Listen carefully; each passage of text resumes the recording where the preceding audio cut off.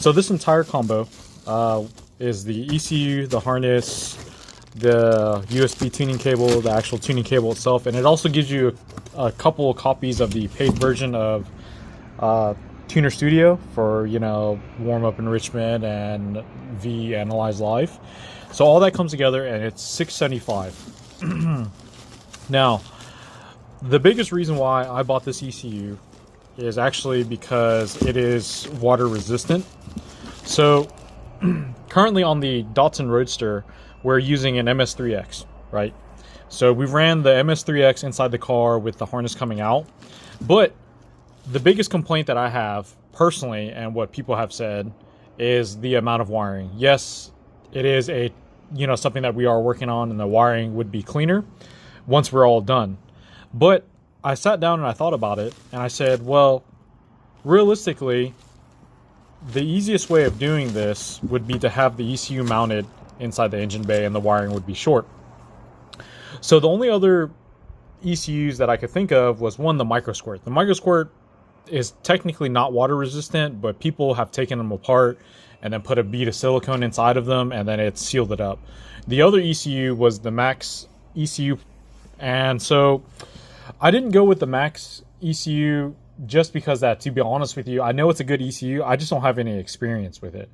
So on like that type of on trying a new ECU, I'd much rather would have something that has a base map that's plug and play. That way I could just not have to worry about wiring it up and then learning how to build a base map for it. So with that being with that said, the only thing that was left for me was obviously going back and getting another Megasport style ECU. So the one thing that I do want to talk about before people shoot on over is that this ECU does not do coil negative. So there is one other part that you have to get. So that other part that you have to get is the AMP EFI AXM 110 high voltage isolator module. So that basically allows us to run a coil input to do fuel only installs. And so that's what this fellow looks like here. So it's pretty small. It does come with the DT connector for it with pins. The DT connector, which again, this is all water resistant. It's not waterproof, so you don't want to submerge it, but it is water resistant. So we could mount all this in the engine bay, have the shortest, absolute shortest wiring harness ever wired up in the engine bay without any qualms. So just for reference, this is a razor blade, your standard razor blade, and that is the AXM 110. So this is also, as you can see, pretty small. So, and this guy runs in right at 70 bucks, I believe. I think it's like 69 bucks or something like that. Now, I do want to mention that me personally, if I wasn't designing a kit that was designed around fuel negative only, I wouldn't do this. I would just run the distributor straight and have the ECU control the ignition coil. And that may be something that we still will do. But currently for now, back in our square one of testing phase, we will be using this for now and then setting it all up. As you guys already know, here is the wiring mess from before. Here's our new harness. And so this harness, obviously we're gonna trim it down, but now realistically, all we have to do is mount the ECU. We just have to mount the ECU in a spot that's relatively easy to get to. And for me, I think the ECU is probably gonna go right here. Again, I'm not 100% sure, but I think this frame rail right here is probably the best spot for the ECU. We can mount the relays all close by, and then obviously the factory coil is here, so we can get it pretty close. And then we can run wiring all around and all that. So unfortunately, there's going to be another holdup, as you guys can already see, is that we're going to run a new ECU. So the first things first is we're going to remove the MS3X completely. We're just going to cut the wires and move it all out. And for those who are curious, we've already started to mount things. So this is, in my last video, I asked for advice for what you guys thought about mounting here, and it seems to be okay. So we have the fuel line from the rails looped under, and then the return coming up to the factory return here. Then the auto air control valve I've mounted here, and as you can see, I'm already starting to make wires. So here's the MS3 Pro mini harness. What I plan to do is depin some of these wires just to remove them. So for instance, the The ECU supports 8 injectors. We're obviously not using 8 injectors. You know, currently we're only using 2, but on the other kit we plan to use 4.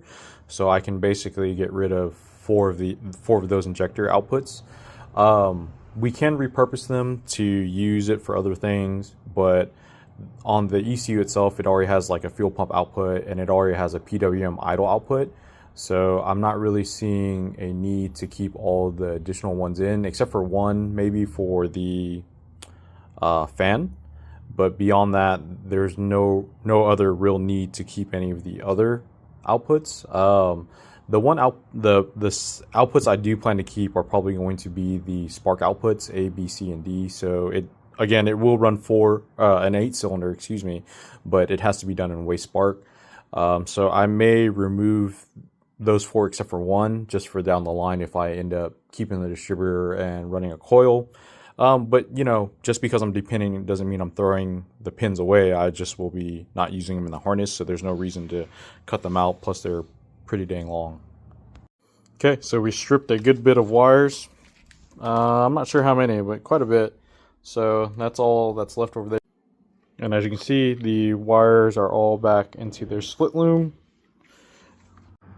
So this is where the ECU is mounted. We've got riv nuts in it so we can remove it. It's basically sitting along this. We'll take the wire and hopefully we can snake it underneath and go around. I've also am changing up the fuse box. After I sat down and tried to figure out like how many actual relays we needed, that boils down to 3. So main relay, fuel pump relay, and the fan relay are the only 3 we really need. Trying to find a 3-way relay box though is virtually impossible. It takes, for some reason you can get them in like 5, 6, 4 configurations, but nothing with 3. So I wanted something small and form fitted. As you know, we used the old relay box here, and you can see that it has 3 relays, but there's nowhere to mount it. This is another relay box that I had bought a while back to test fit it, and same deal, just way too many relays that aren't needed. So we need to shrink it all down. But that's part of testing, you know, that's part of trial and error. Anyways, so the harness relay is going to mount here, or excuse me, fuse box and relays will mount here, and we'll run the wires and tuck it all into the fender well. And this harness will basically wrap down underneath the coil, and we'll try to have it all go that way, go all the way that way, and hopefully that all works out for us pretty good. All right, so we've got our coolant temp sensor hooked back up, TPS is hooked back up. IAT is also hooked back up, as you can see, and we've got our wire bundle down below. We've got our injector wire isolated. This also will be wrapped up into this bundle below. We've got our single PWM wire that's going to our idle air control valve right there. Then we've got to deal with the rest of this wiring. So what's left here is actually not that much. We've got our high, can low wires, which will be going inside the cabin. We've got our flex fuel wiring, the distributor wiring here.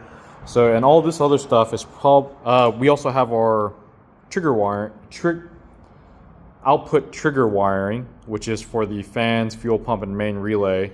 But all that will be going to the other side, closer to the ECU. So, I'm just trying to basically knock out one side of the harness. That way I can get everything routed how it needs to go. And then I'll work on the opposing side when the new fuse box makes it in. So we're definitely making some pretty quick progress, I think. So what I'd like to do is get this ECU harness side kind of done. And then I'll pull it back off and then actually wrap everything up. So this time around, unlike last time, to impress people who've only wired up MSDs before, I'm just kind of cleaning everything up as I go along. Normally when I do things, I just kind of route everything and then I take it all back off and I clean it up. But this time around, I'll take it easy, do it the long way, so that way it looks a little bit more presentable. Little more progress, not much. Just started cleaning up the wires. We've got the idle air control valve somewhat sorted in terms of wiring. Got the injectors wired up. The only problem that I had was trying to measure out the 3 and 4 injectors. Remember that my manifold has 4 injectors, the current one only has 2. So I just kind of eyeballed it. Hopefully that's right. We've got the power wire running to the other side. And then we've got most of this taped up. So we're looking pretty good here in terms of the power side of it. So we still have a couple other things to do in terms of wiring the flex fuel sensor and the fuse box and all the other stuff. So we're making some decent progress. And we're at that point where we're gonna start chopping off parts of the harness. Really is kind of where we're at now. Okay, so here we have it. We got 3 wires now going into the cab, nothing else. Then over here we've got a handful of wires here, and these are basically all relay wires plus the flex fuel wires, and of course the switch on. So switch on is as simple, you know, when the ignition key turns on, this turns on. This is for flex fuel, which I'm going to run on the other side there just because there's ample room. And then everything else is basically to turn on relays. So main relay, which is going to power the injectors and the auto air control valve. Then we got the fuel pump relay, you know, that type of stuff. So that's all going over here. And then of course I've got to run the distributor wiring here. So that's also going to go over this away here. So this side is basically wrapped up, and what I'll do is I will take this off and I'm going to wrap this all up in Tessa tape, and it should be good. Then, like I said, these will go inside, which will go through the old choke cable where we ran all the Megasquirt wiring through initially, and then this all goes over here. So we've cleaned up the wiring a lot, and it worked out great because now the ECU that we have sits in the engine bay. So it shortened up our wires drastically. Probably half of it is gone, you know, compared to the MS3X setup that we had prior. So like I said, I'm pretty happy on the progress that we're getting, and I think this is going to work out great.